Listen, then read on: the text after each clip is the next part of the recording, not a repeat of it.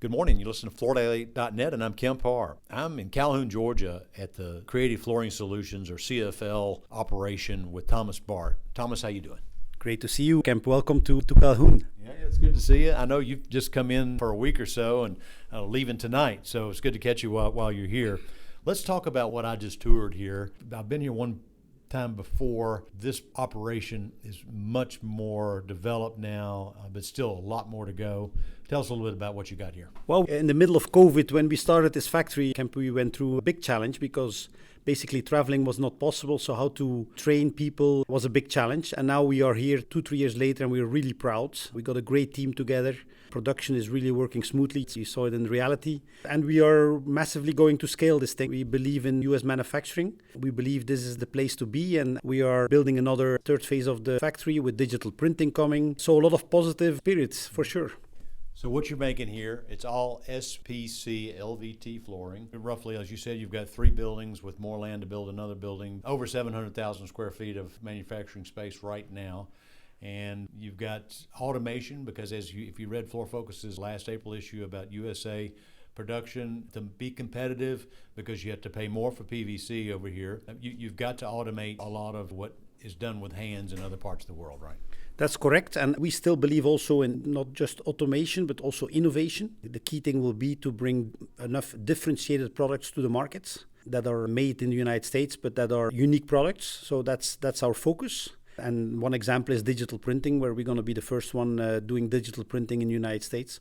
So I would say we are grateful we are the first one able to do that. Mm-hmm. Yep. So a couple things I want to get hit on. First off is the advantage of being here, making it here. Secondly, this innovation thing you're talking about, we obviously did a video at Surfaces, and you were talking about your NovaCore Quiet because of something you've done in the middle of this product, not a detached backing LVT product that is probably the quietest LVT on the market, right? Well, exactly. I think each product features certain benefits, but also has disadvantages. So as a company, I think it's our target and our goal to find solutions for what consumers care about. And we absolutely believe that as you make products that are very dense, such as laminate, such as SPC, the disadvantage you have is sound. So reflection sound is a typical thing when you're in your house and something falls on the floor. It's not pleasant to have a high reflection sound. So we found some things, new technology that we developed and patented. We took a patent on that, and I'm very proud of this, to have sound reducing product. So you saw the product in Vegas, for example, the first laminate that is truly a silent product. So it was pretty exciting. So you mentioned digital printing. Let's talk about that for a minute. You've bought one of 3 lines that I know of that's been sold that will benefit USA consumption, and you'll probably be the first one to have it up and running. You've built a building right here that I've just toured, and it's where you're going to install the product. It's a Hemin digital printing line, and you'll be licensing the ability to use that through I4F. The benefit of digital printing is, as most people know, SPC LVT are a sandwich, and in the past, the visual that you see on the top, you had to import the foils to make that visual, and now you'll be able to build that visual right here at the plant, right? It's exactly right. So everything is digital, so we don't have to bring in foils anymore. So from a sustainability point of view, it is also better. And basically, you digitally print on it, just like what we all do at home with our printer.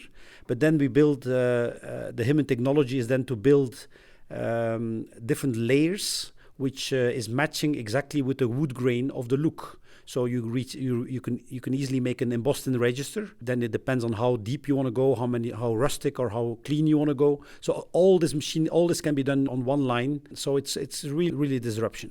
And the standards for multi-layer flooring, there's been a committee already formed. They're going to have to rewrite the standard because it formerly required a wear layer on the top. And with what you're doing, you'll be able to create a wear layer with the equipment, right? Yeah, that's exactly right. So we, together with the RFCI and all that, a new standard is being worked on specifically for digital printing. Because of course we need to make sure that we can communicate to the consumer regarding to the wear. So we need a clear standard, and that's what people are working on right now. I was listening to you talk earlier. I want to bring it up again. It's a little bit like something I heard from Pete Doche when he was getting his award at Surfaces a couple of years ago about being able to make products that your channel can make money on. And the best way to do that is to have not only good-looking product that performs well without claims, but also that has an enhancement, an innovation that you can't get somewhere else, right? I think the challenge on the SPC category is that there is a lot of factories coming up in the world, and this is leading to commoditizing of our business. And I think we all know that massive commoditizing means a rat race to the bottom. And our responsibility for our customers is to be able to have margin for them.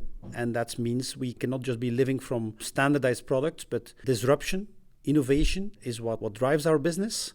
And that is what is going to make us successful. With the complexity, though, that we need to be able to make this in different places in the world. And that's why CFL now is truly become a global player, to be able to make differentiated products in the right place in the world. So that combination is the key, and this is where our partners will be able to benefit from the hard work we all try to do. Let's talk real quick before we end this about what's going on in this Uyghur region, and then what's going on with all these containers that are being stopped here in the United States at the ports. If anybody's read my editorial from the last month, our U.S. government is requiring the manufacturers and importers to prove chain of custody, that their products aren't made in this region where workers are working under terrible conditions, and or where the PVC is not made under this whole mercury model for building PVC. So one benefit of being able to make products near your customer is you won't get stuck with some of these complications, right?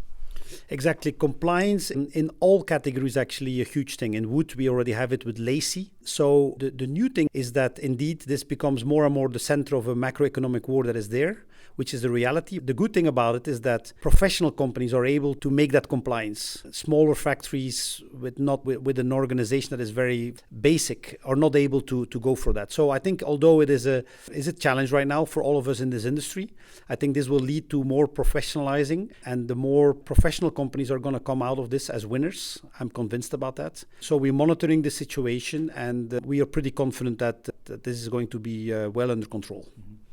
Real quick, I introduced you. We're at the CFL location. I need to probably expand a little bit. As I toured your facility, only about 30% of what you make do you sell under your brands. Much of what we're seeing produced here is sold private label, and that's why you have kind of the scale that you have, right?